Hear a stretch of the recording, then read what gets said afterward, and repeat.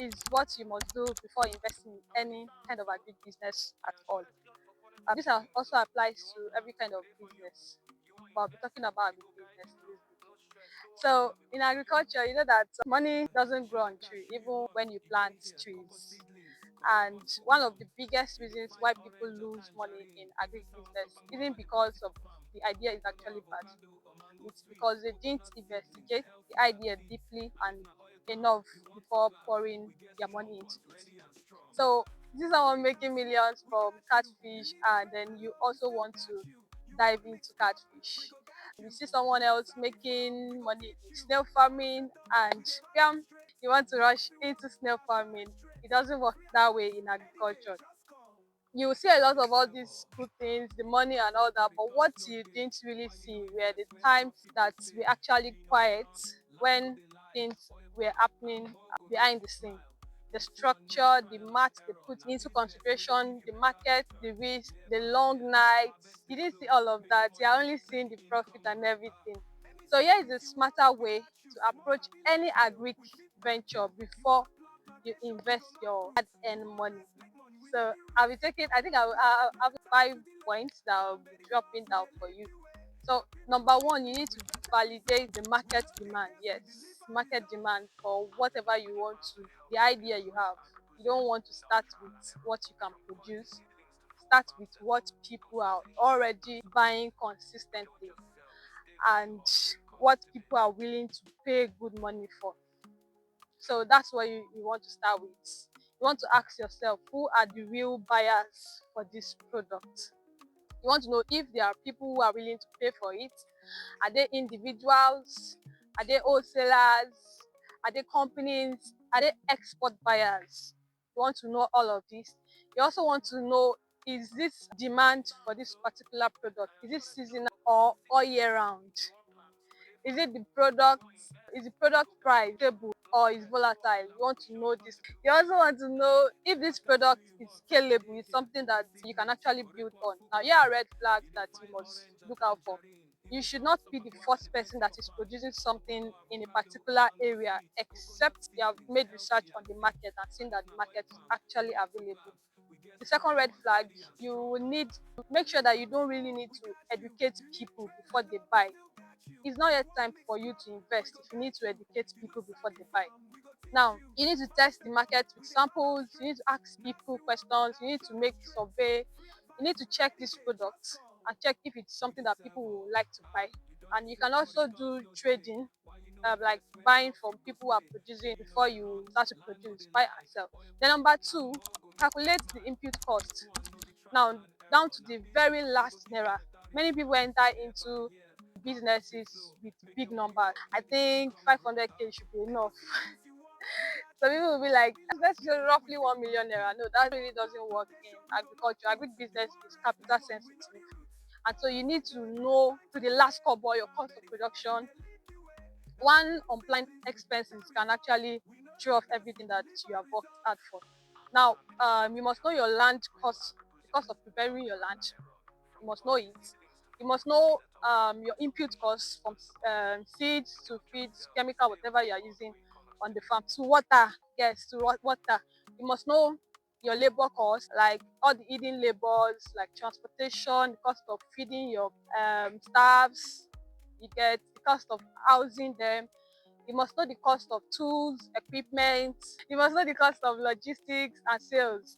Now, you need to understand all of these costs, every details, every last kobo. You should also factor in the price inflation. You get there, you know, prices are likely to change in the agro space. You should factor in price inflation. Now, this is something that is an helpful practical that I'm going to give you. Now, you need to get 3 different codes per item. Let it range from the worst case scenario to the best case scenario when you are budgeting. From me to you, top secret. You need to know the best. So you should have like 3 different budgets for each item, whatever you are working on. Number three, you need to understand your break even point. I'm not sure I know I'm going to really explain this, but I hope that I'm able to actually explain the way you understand. Now, break even is not just a finance term. It's in agriculture, it tells you how much do I need to produce or sell to cover all the money that I have invested into this business. That's your break-even point. That's what your break-even point does. Let's say you spend 800,000 naira to run a poultry batch of, like, say, 1,000 beds, and you plan to sell at 2,500 naira per bed. Now, if 900 survive and only 800 sell at 2,000 naira, you're already losing.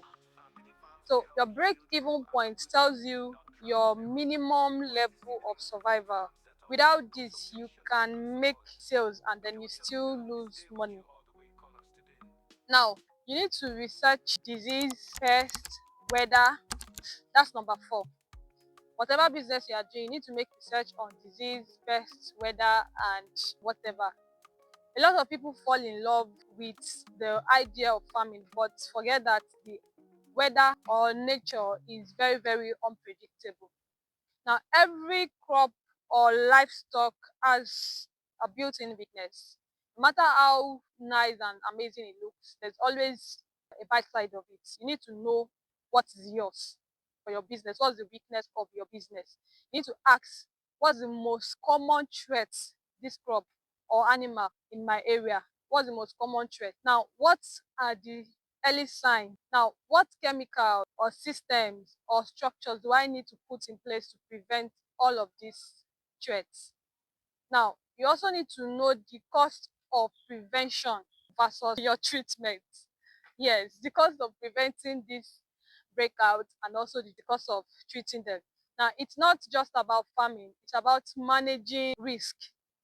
Now, you must know that sometimes the best investment is choosing a less profitable crop with low risk and then better resistance or resilience. Yes, that's the best investment. The 5th one on my mind, you have to have an exit or a backup plan. The what ifs of your business. What if the market price crashes? What am I going to do? You have to know your exit plan, your backup plan. What if I lose 40% of my stock? What am I going to do? What if I can't harvest due to labor issues? What am I going to be? I'll be my kind of experience where buyers pulls out at the last minute. Now, if all of these things happens, what are you going to do? Now, most people don't prepare for this at all.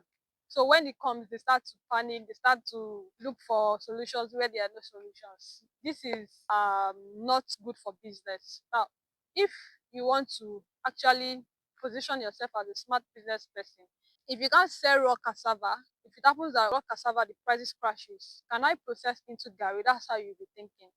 Now, if my harvest fails, can I earn from training? Can I rent out my tools or my logistic? Can I stagger my investment so I'm not exposed to all at once?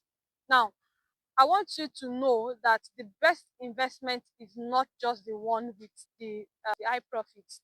It's the one where you know what you will do if anything goes wrong. Somebody once told me that I don't always look at making profit, I look at not losing my money. Yes. So I want to leave you with this. Agribusiness is not about luck. No, it's not about luck. It's not about gambling, about Jebu. It's not about Jebu, and it's not passion alone. Yeah. It's about planning. It's about knowing your numbers. It's about preparing for risk and thinking like a strategist. That's what agribusiness is. So before you invest your cash into that business, please invest into clarity, invest into understanding what you're doing. Because the most expensive thing in agriculture is actually ignorance. So this is what I'm leaving you with today. Thanks for watching. Bye bye.